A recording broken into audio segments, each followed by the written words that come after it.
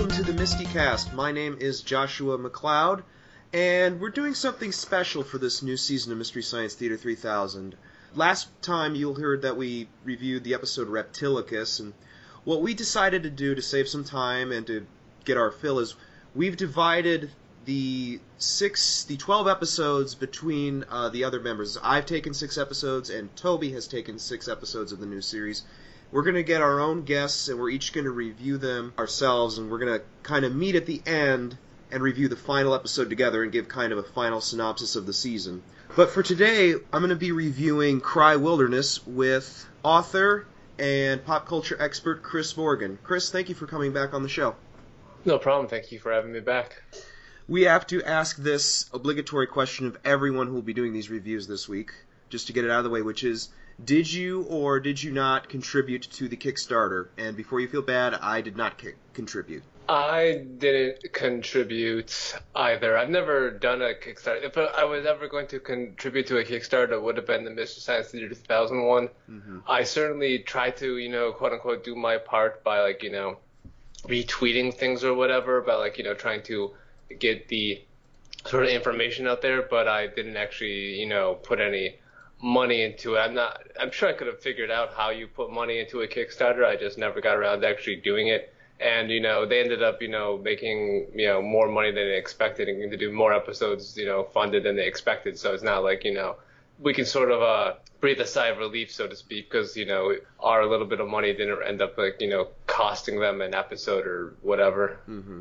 It wasn't an issue of... It wasn't like they'd made it under the wire. They had more than enough to meet their goal. And they're still getting more as we speak. Just a quick glance. What do you think of the season so far? So far, I've only had the time to watch the first couple episodes of Reptilicus and this one, Cry Wilderness. It's nice to have it back. And it's still got a lot of, what I like. But it also definitely feels like a new cast and a show that hasn't been making new episodes for over a decade, and so it's definitely I've enjoyed the first couple of episodes. We'll dig into this episode further, obviously, and I'll just say that off the top that I like the Reptilicus episode a little more than the Cry Wilderness episode, but it definitely has felt like it hasn't just. Basically, I guess the truth is it's not like it never left. Basically, it definitely feels like Mystery Science Theater 3000 left. And it's coming back after an extended absence. And it's not necessarily, bad from that, but it definitely feels like a show that's, getting the wheels sort of up to speed, to make a strange metaphor that I don't think is necessarily an actual metaphor, but it sort of gets at what I'm driving at. It's going to take some time to get going, supposedly. Yeah. I will say that I think this is actually my favorite episode of the 7 I've seen so far, is Cry Wilderness, so I don't know what that says about me. But then again, I tend to like the more mystical films than kind of the epic saga. A lot of the films this season are really epic in scope. Time Travelers, A Land Time Forgot, etc. I kind of prefer the smaller films. Well, like you said, we're going to be talking about episode 1102, Cry Wilderness, which stars no one. And normally we try to do some history on these movies, but I cannot find a single piece of information on this movie anywhere. It's like it just appeared one day. Do you even know what year it was released in, or is even that information unfindable? Yeah, according to the IMDb, 87, 86 according to the copyright.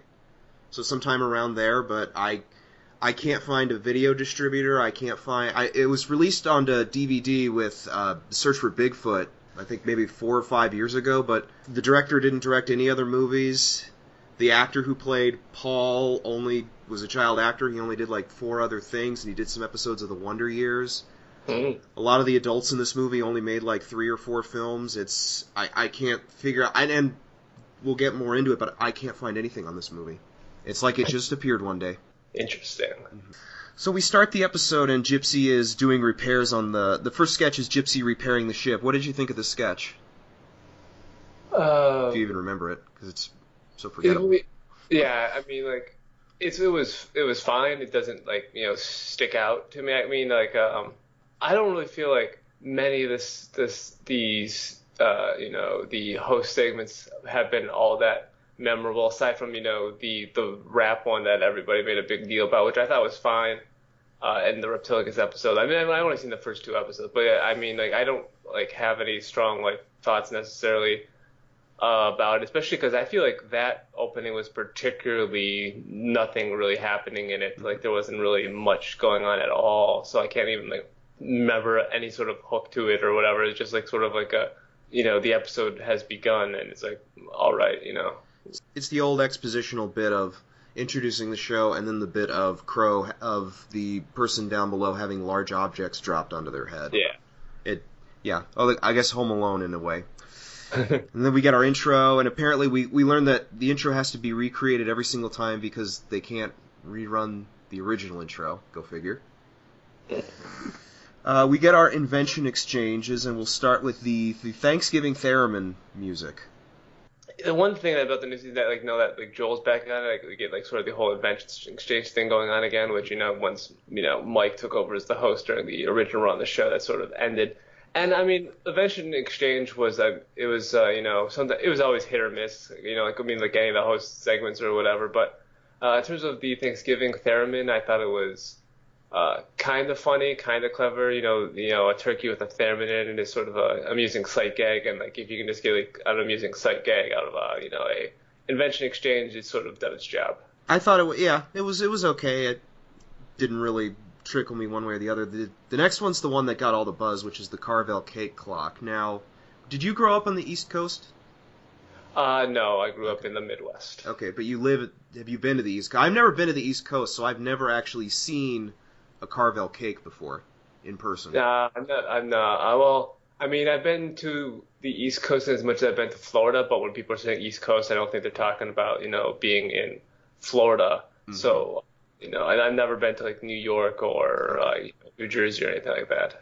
Well, in looking at a map, Carvel is mainly in the upper East Coast area of the United States, so I've never seen a Carvel cake in my life, so the sketch is like, I was aware that they existed, but yeah. I was not familiar with either Fudgy or Santa Claus cakes. I don't know if you were. I was aware of Fudgy. I knew Fudgy the Whale existed, because I know enough. I know two Carvel cakes that existed. Fudgy the Whale and Cookie Puss. Cookie Puss, of course, mentioned in there's a Beastie Boys song called Cookie Puss. Of course, they're from the. So, I think it's actually only quasi a song. Anyways, I was not aware that it had a Santa Claus. I don't even know. I knew that Carvel was a thing that existed, and that they had the Fudgy the Whale cake, but I didn't know that there was also a Santa Claus cake that's apparently, so similar to the Fudgy the Whale. Again, it's one of those sketches that is lost on people who didn't grow up in a certain part of the United States, I think.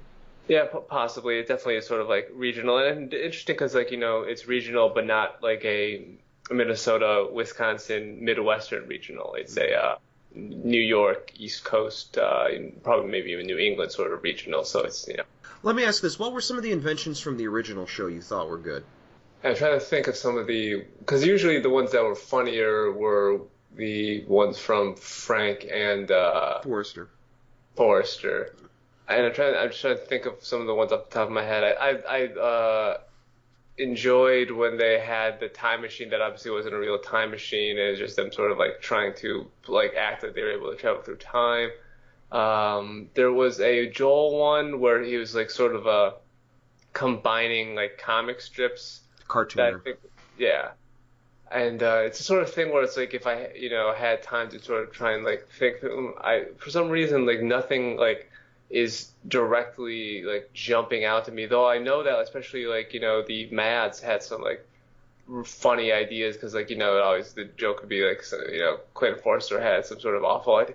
The public domain karaoke machine, or karaoke machine, as, TV's Frank called it, was a sort of a funny idea as well. I mean, I'm sure, like, if I actually had the time to just, like, sort of think them through, like, I could, remember more of them. But, I don't want to just, sit here in silence trying to, rack my brain to remember inventions from the Invention Exchange because it wouldn't make good podcasting. Fair enough. Johnny Long Torso, the man who came in pieces, is probably the most evil. next to the Unhappy Meals. But after we get our Carvel cake clock, we head straight into the movie, which is called Cry Wilderness, a children's Bigfoot movie made in 1986, released in 1987, and that's really all I got for backstory on this movie, unless you have some knowledge that I don't have. Nope, I don't know anything about the movie other than what I saw of it in this episode of MST3K 2000. I don't know anything about it. Obviously, like you said, the actors are no names. Like, there's nothing about the movie that was in any way sort of it was very much just in and of itself. It's, it does not have really any connections to anything outside of the movie Cry Wilderness, other than, whatever public domain sort of movies or like whatever where they got their sort of animal, shots from. But that'd probably be even more difficult to track down these sort of like animal footage that they obviously purchased or got for free to pad out the movie further. Yeah. And I don't know, according to the internet, it says it was shot in California, which I don't get why all the adults are dubbed but the kid isn't. I don't know. Maybe it was just bad, filmmaking or whatever. I don't know. Because like sometimes it's obviously it's like, with some of the movies shown on MST3K 2000, they're made like, overseas, usually like in Italian or sometimes Spanish, but I feel like a lot of them were sort of like made in Italian and then like, had to be dubbed for, an American English audience. But yeah, it definitely seemed like it was made, and plus, you look at the names and the credits, and it's not one of those movies where you got all these, foreign names and the credits that, tip things. It felt like it was a very sort of, I guess California does make sense, especially because it seemed to be sort of shooting all over the place. It had a real sort of Canada vibe to me. Like, if you had asked me to guess where it was shot, I would have probably been like, British Columbia somewhere. But I guess, there's areas of California that would sort of work as well. We meet our protagonist, Paul, who's a young kid, probably about 10 or 11, who goes to a sad boarding school while his dad works as a forest ranger somewhere in the mountains. And Paul claims that he met Bigfoot last summer, and his teacher doesn't believe him. Paul is upset, and eventually Bigfoot comes to him in a dream and says, "Paul, you need to come head out to the forest to help save your dad. He's in grave danger." And Paul just gets up and leaves his school and goes north. Which, yeah. I like that when Paul gets to his dad just acts like this is normal. like this is something children do, is just abandon their school and hitchhike, several hundred miles. Yeah, it's just, it's like Hitch a Ride with a Trucker. Like, and it should also probably be noted that the headmaster of the school is very, very against what he refers to as Paul's lying about Bigfoot, which was, the movie's obviously a terrible movie. I mean, that goes without saying, spoiler alert, it's a movie, but it felt particularly strange because, like, what I would like, like a normal human being, like in doing normal human things and not, moving a plot of a film forward, just be like, oh, he's just a kid, like, he's just got an active imagination, he's just sort of telling stories, but like this dude is like obsessed with the idea that Paul is lying and that he needs to be like, chastised and punished for sort of saying he met Bigfoot. And it's very weird. It's one of the many things that just feels so totally strange and bizarre about this movie. And also, I wanted to just mention briefly the funny voice that Bigfoot has in the dream. Yeah, he sounds like a Midwestern dad. He doesn't sound like a gruff beast that has lived in the woods for hundreds of years. But Paul, your dad's in trouble, Paul. Bigfoot grew up in the Northeast, apparently, or in the Northwest, apparently. Yeah. But in watching the first part of this movie, I was shocked to learn this is not a sequel. Doesn't it feel like this is a sequel to something? Yeah, there was a movie where he met Bigfoot, and there's a movie about his adventure with Bigfoot. Now this is sort of like the follow-up. I could see that definitely. I could definitely see it being like, a sequel. I was shocked when I looked this movie. This is not a sequel to anything. Just the way it's set up, that like you would think we would see the Bigfoot. It's just, this kid just knows Bigfoot. Yeah. And somehow the museum has a very accurate sort of representation of Bigfoot. The museum they could only afford the one Bigfoot costume. They had to use it twice. Yeah. But just it's like, in the movie, it's like, oh, Bigfoot doesn't exist is what everybody believes, but somehow there's a museum that has like Bigfoot's like exact sort of representation in the museum. Well, if The Simpsons taught us nothing, it's that the Loch Ness Monster is purple in real life, so... But Paul eventually makes it to his dad, who, again, just seems like this is a normal occurrence that his son leaves his boarding school and comes visits him. And while he's there, they go to his cabin and find this gruff bounty hunter type guy eating all of Paul's dad's food. He was also that Paul's dad is in sort of charge of tracking down this animal that's been like causing havoc in the woods. He's a friend who's a Native American guy. They're like not succeeding at trapping the animal, which is why this creepy bounty hunter character, who is sort of the quasi villain of the piece, shows up because he's been brought in by like the forest like ranger, whatever. He said the FBI. If I remember, he said he was like really high up. Yeah, like something like that. Like somebody brought him in from whatever organization he's a part of, and he's like, yeah, he's a big game hunter. That's apparently the government has big game hunters on retainer to show up and break into people's houses and eat their food, and presuppose that he's killed their pet raccoons because Paul's dad has trapped a couple raccoons that he's going to let his son Paul play with now that Paul's there. Which seems like a terrible idea because they're raccoons. It seems like a terrible idea because it is a terrible idea. That was my thought when I first saw it, was like, should you really have... Because raccoons... I mean, I'll just come out and say, raccoons are not cute or domesticatable. They are very unattractive, ugly animals that are infamous for carrying the deadly disease of rabies. Yeah. Inviting them into your home seems like a very poor choice. I say some people do think like they're cute because they have their little burglar mask and they wash like food or whatever. But yeah, they are like very disease-ridden animals, and they're definitely wild and like dangerous animals. Mm-hmm. That like maybe if they look cute, like you wouldn't want to have like your son playing with them because if he gets bit, there's a good chance he's going to get rabies. Or if he doesn't get rabies, he's going to get something because raccoons are like, even though they wash their food, carry a lot of disease. They're very much disease-carrying animals. And they're not domesticatable. They're not like dogs or cats or pigs. You can't take them and domesticate them the way you can with those animals. Yeah. But I guess... Oh, and then we get the fun, cute scene where the raccoons destroy everything. Yeah. And they just sort of laugh it off. One of the, as like the movie, like as though they point out on the riffing in the episode, like, there's a lot of scenes of people just sort of laughing at things in this movie, like pat things out further. Like that scene of the raccoons like destroying the kitchen goes on for seemingly forever. Which again, a great idea, having raccoons near your food. But then after that, we get that sketch, and I love this sketch for some reason, which is this raccoon. The bots dress up as raccoon, and Jonas stands off to the side and just laughs as the raccoons just destroy all the cereal and light bulbs. Yeah, that was pretty funny. Like, because it was just like I did like Jonas sort of encapsulating sort of the movie sort of people just standing out and laughing sort of thing. It was pretty it was a pretty funny sketch, yeah.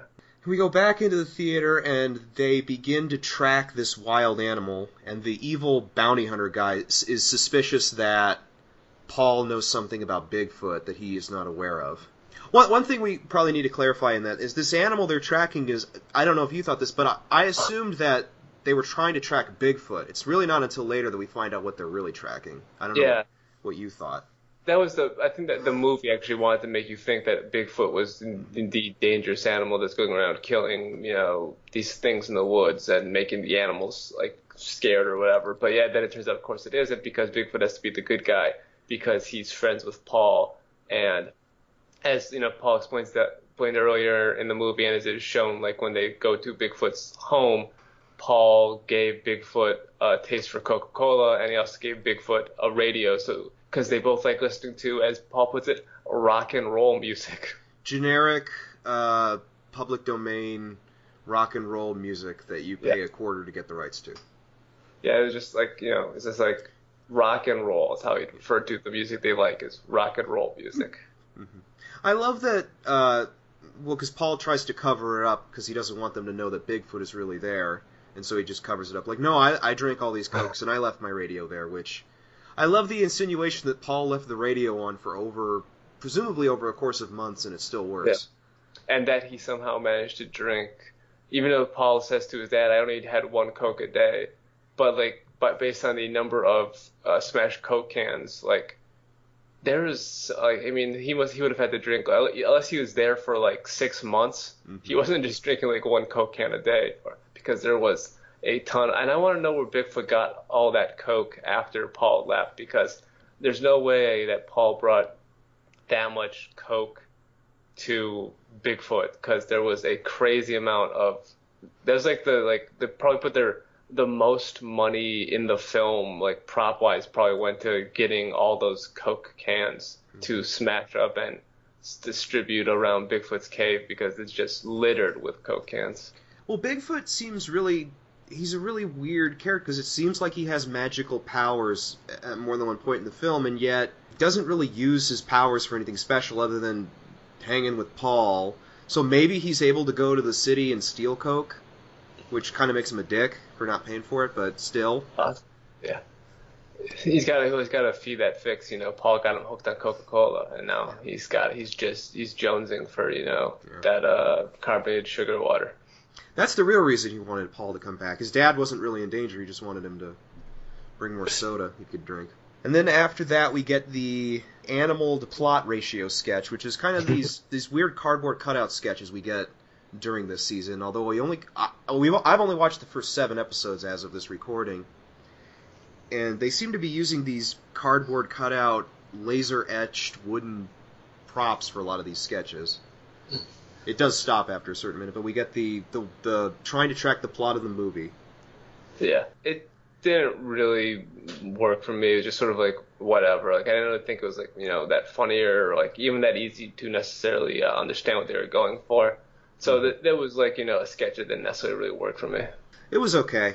I think that the insinuation is that Paul is some sort of magical creature that gets whatever he wants. He's sort of like Kenny from the Gamera movies, in that adults seem to bow to his desires more than anything. Mm-hmm. But we go back into the movie, and there's more hunting, there's more trying to track down the monster. And I think it's during this segment we finally meet the creature that they're trying to track down. After they go to the wilderness sort of place or whatever, because they find like a bird or something, they meet this woman with a long braid who like has like a nature conservation place where she keeps all these animals, and she puts a bird in a cage, like an eagle or something. And then they keep tracking the animal to find the animal, and then it turns out that the animal that they've been looking for is a tiger that escaped from the circus. A Bengal tiger, which when I first saw him, like, what the hell is a Bengal tiger doing in the woods? And they really take a while to explain why it's there. Yeah, at first it's just like, oh, there's a tiger in the woods. It's like, and in this stupid movie, it doesn't make any sense. It would not have surprised me if they're just like, oh, it's a tiger in the woods and, wherever this is. But they did explain it came from the circus, but that was like, they didn't necessarily at that point need to make that sort of explanation, because it's not like the movie had a tremendous amount of verisimilitude that it needed to retain, because the movie had already been full of plot holes and nonsense before we got to a tiger in the woods. Absolutely. And Paul's dad sends Paul off with his Native American friend, and Paul doesn't want to go because Paul is afraid that if he leaves, his dad will get hurt. And Paul's dad's like, well, I'm sending you off because I want to keep you safe while we go into the mine shaft to get the tiger. And Paul listens to no one, so Paul just runs off on his own. Not unlike Kenny from the Gamera films. And that's when we meet Red Hawk, who is like the Native American Christ, because he's buried. Because the Native American guy says, well, wait, you were buried. And he's like, yes, I was buried. And 7 days later, I rose. So I don't know. You'd think at that point they would begin to trust Paul, like this guy... This character which again, going back to my theory, this seems like a sequel. This seems like this Red Hawk character seems like he would have been integral to a previous film. I don't know why that just bugs me. I just can't believe this movie wasn't a sequel to something. Yeah, They do just sort of like throw characters and stuff in there as if though like meeting Red Hawk actually would mean something, and then he's basically got a little bit of a Jesus thing going on. He's got a little bit of a Snow White thing going on. Is Snow White the one who all the animals were super into in the woods? Yeah. So it's like he's got that because he's one with the animals, is a sort of stereotypical Native American sort of character, like sort of godly, magical Native American character with a little bit of, rising from the dead, sort of Messiah-like figure thrown in with a little bit of Snow White, like animals do his bidding sort of thing going on. Mm-hmm. And he explains he rose again, and he basically says to Paul, look, you got to go save your dad and save Bigfoot. And here's we forgot about the medallion. This medallion comes into power that Bigfoot gives to Paul, which apparently he and Red Hawk both have this magical kind of liquid amber sort of I don't know how to describe it. It's like a calcite inside of a quartz inside of a wooden cell. It's just this weird Arctic looking thing. Yeah, it's basically like a cheap souvenir you would get at a national park, but gussied up to be like some sort of a magical amulet within the world of this movie. Yeah. It's one of those things where clearly it was needed to necessitate the plot, but they didn't have the budget for something better. Yeah, and then after that we go back to sketch number 3, which is Pearl, Bobo, and Brain Guy visiting the satellite. I didn't really care for this sketch. It was the sort of thing it was cool. Like I was like, oh, it's before I even watched the episode. Like I'm pretty sure in the sort of like image from the episode on Netflix was Pearl, Bobo, and Brain Guy. So I knew they were gonna be in the episode. I was like, oh, cool. It's Pearl and it's Bobo and it's Brain Guy. Classic Mads from the classic Mystery Science Theater 3000. And so it's like, even though they clearly have a different mask now for Bobo and he doesn't look at all like he did during the original show. Mm-hmm. And it's I was like, oh, cool, I'll see them. But then the sketch. But I mean, this gets to something that overarching within the first couple of episodes of the show, they did to get to why this sketch. Well, I thought it was fine and necessarily worked super great. Is that I'm not super enjoying Felicia Day and Patton Oswalt as the Mads through a couple episodes. I feel like their performances have been a little lackluster, and I just because Dr. Forrester and TV's Frank, and then Pearl, Bobo, and Brain Guy were great additions to the show, and part of what made the original Mystery Science Theater 3000 episodes so great. And so far, Kinga and TV's son of TV's Frank / Max haven't really clicked for me, and I think that this sketch doesn't really work to the degree it doesn't work. I thought it worked better than you did. I thought it was fine, but it's because they just it hasn't. I don't know. Something is a little off still about their performance and sort of those characters. I think and that's sort of been an issue through the first couple episodes. Yeah, it feels like I want to word this right. It feels to me always like they cast for the name rather than for the character. Although I do think that Patton Oswalt makes a great kind of TV's Frank-like character. With Felicia Day, I kind of feel like they cast her for the sake of having the name rather than for the sake of having someone who would work in the part. Maybe I don't know, or maybe they thought she would work in the part, and then Mm-hmm. I don't feel like she necessarily has so far worked in the part, but I don't know. Maybe they could obviously feel different. It's sort of tricky to try to gauge it, But it's not I don't know. I mean, it's perfectly reasonable to think she would have worked in the part because when she got the job or whatever, I was like, oh yeah, that seems fine. But then and I mean, I thought even more so about Patton Oswalt, and then Patton Oswalt has been a good actor and things, he's a good funny guy. But yeah, so far I felt like while he does work sort of like a TV's Frank analog in theory, so far at least I've only seen the first couple episodes. In practice, it's just been a little lackluster to me. Yeah, and I just didn't think that Pearl, Bobo, or Brain Guy really had anything worth saying. Yeah, I just thought it wasn't very funny. It was just kind of well, we're here for the sake of the cameo. Yeah, but I mean, I did enjoy the cameo, so I mean, a lot of that just came from enjoying the cameo, and then this went off, and it was they still had their usual shtick going on, and so I thought it was I thought it was fine, but it wasn't special, it wasn't amazing, it wasn't when Joel and TV's Frank came back in Soul Taker or whatever. Like both of those were much more sort of enjoyable cameos than this one. I agree. So after that, we go back into our movie. They finally traced this Bengal tiger to the mine shaft. Paul's dad enters, and they're able to kind of trap the tiger, and Paul's dad gets trapped under some giant polystyrene foam blocks, and Bigfoot makes one of about 4 appearances in this movie for a film that revolves around Bigfoot. We don't get a lot of Bigfoot. Go figure. Yeah. Who saves Paul's dad, and then the evil bounty hunter guy chases after Bigfoot, tracks him down to where Red Hawk is, and Red Hawk basically blinds this evil bounty hunter with a hawk. Yeah, the bird pecks out his eyes, and then he falls off a cliff, I guess is what happens. Mm-hmm. Which seems a little... I mean, yeah, he's like a bounty hunter or whatever. It seems like a little harsh for that character based on that character's sort of actions in the movie. It's classical biblical punishment for things. You have eaten ham with cheese, now you will be strapped to a log and pecked to death by otters. You are unable to solve the riddle of the Sphinx, now you are blind. In the context of the movie, like he was sort of like a douchey character. Like he was not like nearly as like, it felt like the punishment was not necessarily befitting the crime. And it was a very sort of jarring in this movie to all of a sudden have a character get his eyes pecked out by a bird and then, wander off a cliff and die. Because apparently after getting his eyes, pecked out, his first thought was, I should stumble around blindly in the woods. In someone's defense, if someone poked your eyes out, I would assume you would just be on the ground curled in the fetal position, screaming in intense pain. I wouldn't really feel like moving around after that point. So yeah, you're right. That is a bad idea.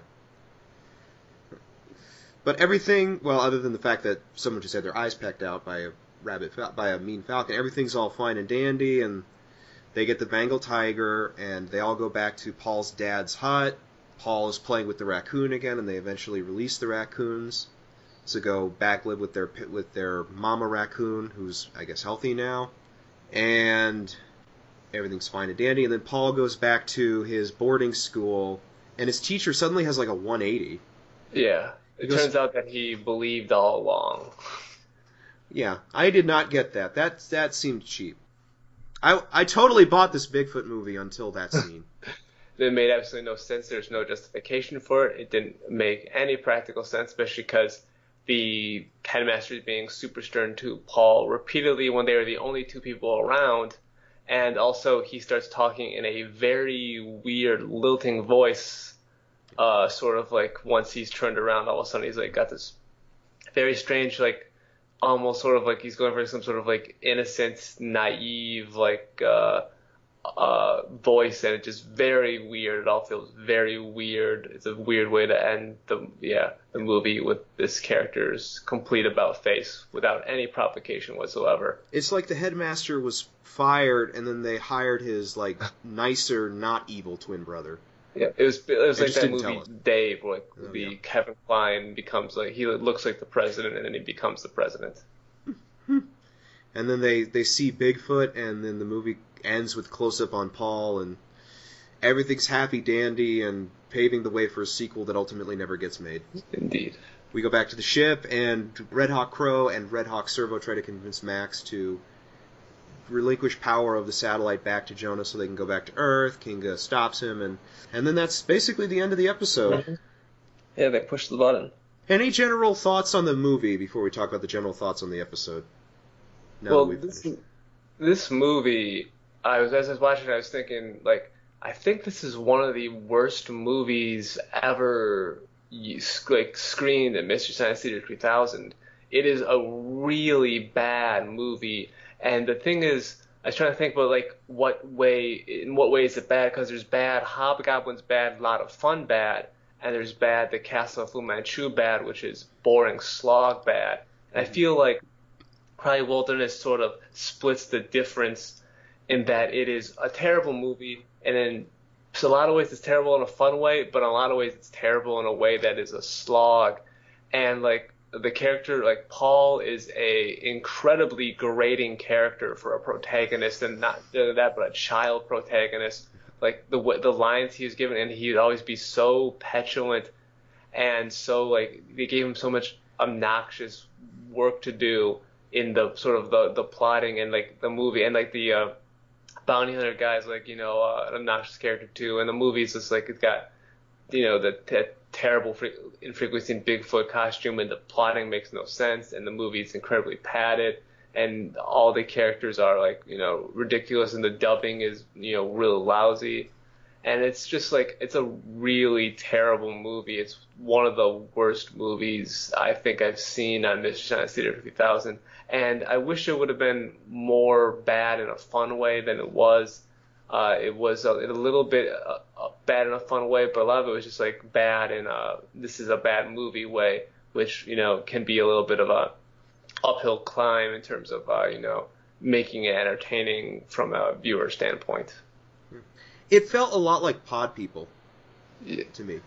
But Pod People is a lot funnier to watch, for me at least. Like, it does have a Pod People feel to it, but like Pod People's got a lot more funny stuff. Like Trumpy looks completely ridiculous, and then there's the whole the scene was in the music in the recording studio, which are amazingly bad, and it's just that movie is a lot funner. Like they're like equally bad movies, but Pod People is a lot funner to me to watch than Cry Wilderness was. Like there was fun elements of Cry Wilderness. It's not Castle Fu Manchu, which is probably the dullest movie that they ever showed on Mystery Science Theater 2000, but it's not like it has like things working against it, and particularly characters that are annoying more than funny at times. I understand that, and admittedly I really like kind of these cheesy kids movies when they do them on Mystery Science Theater. They didn't do too many of them. I like this one, Santa Claus Conquers the Martians. Any of these kind of way too bright, happy films I always enjoy. So, and I feel like this was trying to be bright and happy, but it ended up coming off kind of morose and grim. But it was still kind of fun and happy because no one really dies in this movie except for the evil bounty hunter. Who I'm on it. Are we insinuating that he dies or that he just becomes blinded forever? I think it was insinuated in the movie that he wandered off like a cliff or something after he was blinded. Okay. So he's blinded and then he like fell to his death basically. Okay. So slightly less happy ending, but still, I think this movie works really well for Mystery Science Theater. It's obscure, which I think is always a good thing. I just think it was a good choice. I'll leave it at that. Yeah, it was definitely a good choice. I definitely is the sort of movie they should be doing, and it makes sense for them to be doing it. And so like I agree, it was like a good choice for them. I had some annoyances with it, but it's definitely like a bad movie, and bad in a way that works for Mystery Science Theater 3000 is in line with the sort of thing that they've always done. So I would agree that it was like definitely a good choice for them in terms of movie selection. Mm-hmm. So are you looking forward to the rest of the series, or are you a little bit more apprehensive having just cried Wilderness? I'm still looking forward to it, although I'm hoping that the sort of like early season jitters that I feel like I found in the first couple episodes, the sort of working out the kinks of it, will sort of dissipate, because I've definitely felt like the show has those sort of like issues and growing pains it's going through, particularly with new hosts and new actors and new people voicing the puppets, and even like the riffing doesn't feel quite like it used to just yet. And like Jonah hasn't felt quite like he's sunk into the role through first couple episodes. I feel like Hampton Yount and Baron Vaughn have done a solid job voicing Crow and Servo thus far, but like I definitely has had some sort of like the seams are showing, so to speak, in the first couple of episodes, and hasn't felt like. I mean, they've both been, the first two episodes have been both good episodes that I enjoyed, but it definitely hasn't felt like, vintage Mystery Science Theater 3000, in part because the people working on it don't feel like they've completely got into the rhythms yet, and the riff writing doesn't feel like it's quite where it used to be, and I feel like they've done a little too much like extended sort of riffing, like ping ponging back and forth, like not dropping one-liners, but going on total sort of like riff sort of like builds and like that don't necessarily feel quite as at home in sort of the Mystery Science Theater 3000 world. And I don't know if that's necessarily something that's going to stop. It's not like it's terrible, but it just doesn't have the same punch to it. But I mean, I've enjoyed it. The first couple episodes, I'm definitely going to keep watching. But I mean, like, even if I hadn't enjoyed the first 2 episodes, I would keep watching them because, it's Mystery Science Theater 3000, and I'm going to, watch all the episodes. But, I think sort of like, because like, I mean, the very first season of Mystery Science Theater 3000 was not like great by any means. It had definitely some sort of kinks being worked out. And well, obviously now they have, bigger budget, and a lot of people have been doing it for a lot of years. But also, I mean, that's partially true. But like, I mean, it's not like, I mean, Joel wasn't like on the show for like a long time, and he's not on the show now. But like, I mean, a lot of people who are writing on it were people who were writing on the original Mystery Science Theater 3000, because those people have moved on sort of other projects. So it is very new, even though it is Mystery Science Theater 3000, and it's with Joel is producing or what have you. But so maybe I'm hoping that in a couple of episodes time, like, that there will be start feeling more like it's found its footing, and I'm hoping that it's going to I'm hoping that there will be at least another sort of episode or 2 where I can consider, like, if not necessarily like an all-time great episode, just at least like a great episode of the show. Because so far, I thought both these episodes were good, but not anything special, and that's fine because good television is good television, good Netflix is good Netflix. But it'd be really good, like this is Mystery Science 3000. Its original narration was like a great show with a lot of great episodes. I'm hoping that it can reach that sort of level again, and I think it probably possibly could, unless like these issues like with the that I've seen so far don't like get fixed, and then it'll just probably be a completely fine show that I'm happy to see back. But it's not like it'll be like more to me like the 4th season of Arrested Development, which I know a lot of people didn't like at all, but I enjoyed it. I thought it was good, and it was like, well, it's not like as good as like the classic run of the show, but I still enjoyed it, and it had a lot of good episodes, a lot of good stuff in it, and so I'm glad that it happened.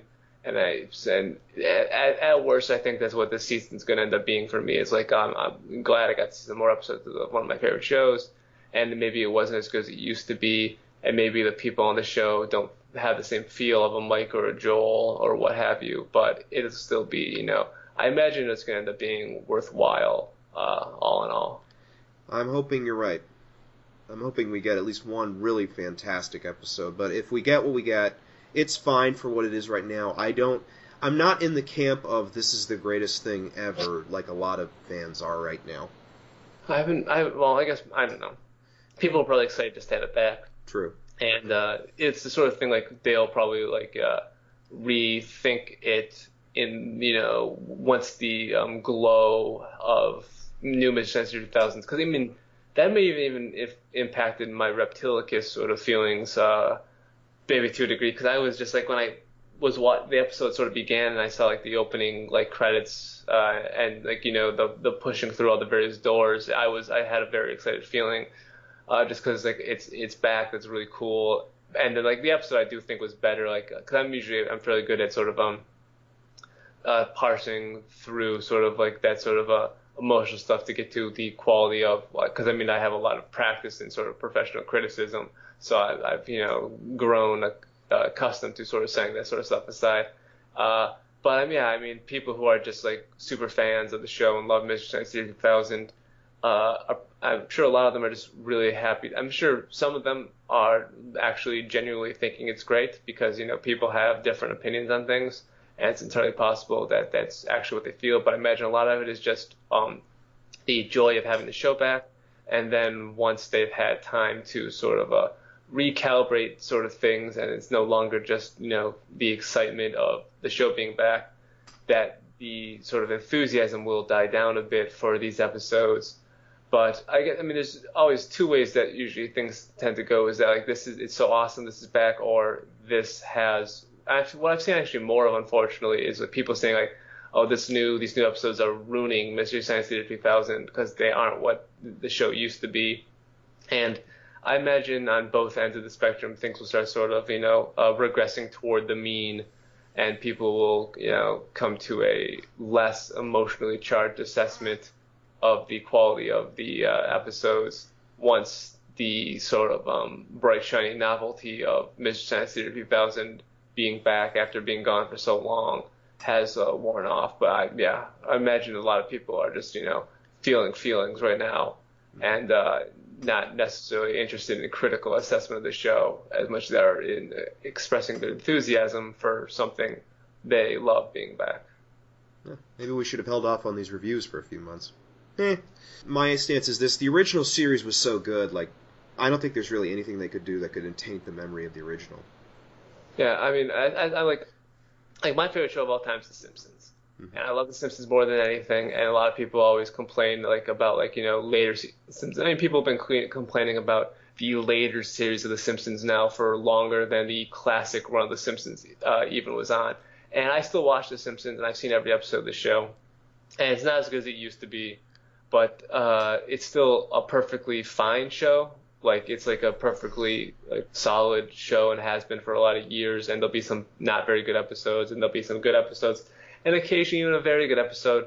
But it's the classic episodes, the first 200 or whatever episodes, still are amazing. They still exist, and nothing that these episodes do past that do anything to change the fact that they had that amazing run, and I can still enjoy the new episodes that are good, even if they aren't as good as the classic episodes, because it's still just good television, and it still, adds to the, history of the show, and so I mean, these episodes probably aren't going to be as good as the classic run of the show, because it's just not, likely, but, those episodes remain those episodes, and they will always be what they are, and new episodes certainly can't do anything to taint those episodes, because they're really only connected in sort of name only. It's the same thing, but it's nothing about it's when people get mad about a reboot of a movie. It's nothing about this movie changes anything about the original movie. It's just this another thing that exists, and there's nothing that it's so it never really tracks logically in terms of people worrying about something new affecting something old, because that's sort of etched in stone, and so that quality and that fondness for those things can't be impacted by any sort of future sort of changes in the sort of pop culture landscape, positively or negatively. Yeah, ultimately we still have the old series, and so far I don't hate it, but again, like I said, I don't love it. That's basically my stance at this point. Did you have a favorite riff from this episode? As I was watching, I do really remember thinking there's not any riffs that have really struck me in this particular episode. I didn't get a lot of big laughs from the riffs, so off the top of my head, I'm trying to think through for. I can't think of anything right off the top of my head as particularly memorable. I feel once they were in the mine shaft, there was a couple of funny lines about something or other, but it's only sort of a vague idea in my mind at this point. So I can't think of a particularly strong riff immediately jumping out to me. Mine is always going to be the old abandoned Legends of the Hidden Temple set, because that was my favorite show as a kid. Did you watch when Nickelodeon semi-recently did a made-for-TV movie about Legends of the Hidden Temple? Yes, I did see that. Yeah, I watched that as well, because I watched that show as a kid, and so I watched that movie, and so maybe if I hadn't have just seen that movie, it sort of gave me sort of the Legend of the Hidden Temple fix that joke would have given me otherwise, because I already watched the movie where they had green jaguars and purple parrots and orange iguanas actually there with Kurt Fogg. Red jaguars and green monkeys. Red jaguars. Sorry. Green monkey, of course. Yeah, because the green monkey was pretty prominently featured in the plot. Blue barracudas, orange iguanas, silver snakes, etc., yeah. What was your favorite team? And I did not have a favorite is not a valid answer on the original series. Silver snakes. Yeah. Green monkeys for me. All right. No, I was all about orange, purple, silver, because red, blue, and green were boring colors that everybody liked. So I was like, no, give me them orange iguanas, give me them silver snakes, give me them purple parrots. Mostly silver snakes and orange iguanas, but yeah, probably silver snakes. I like the alliteration of that. I like the fact they were snakes. I like the fact they were silver. All right. Well, that's really all I have for this episode. Anything more you wanted to add before we kind of give a close? Not really. Only that I spent a little bit of the time in the movie trying to remember who the kid all looked like, and then I realized it was the younger brother on the TV show Weeds.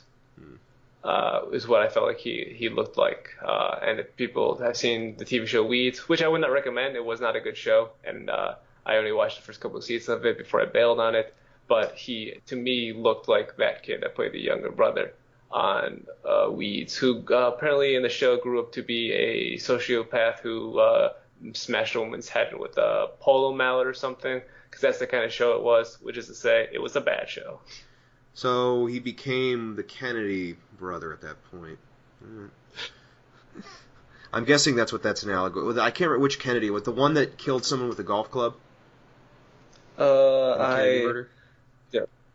I don't know. Okay. I only know the big time Kennedys. If it wasn't like, John or Ted or Robert, or then I don't really have a major sense of the Kennedy lineage.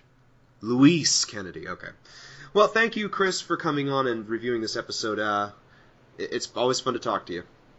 Yeah, it's always fun to talk about the show. All right. Next time on the show, Toby will be talking about the Time Travelers. I have no idea who his guest will be. I'm sure it will be a good show. So until next time, I am Joshua MacLeod. I'm Chris Morgan. And this has been the MSTieCast. And remember, if you ever meet Bigfoot, give him some Coke. I'm sure he'd love it.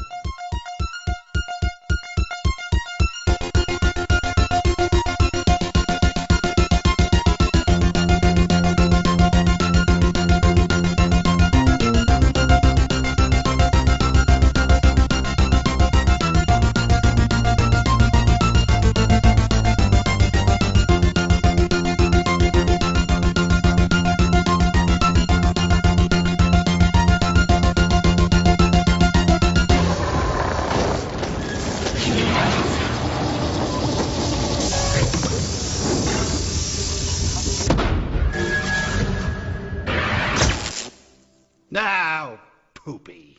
Paul, your dad's in trouble, Paul.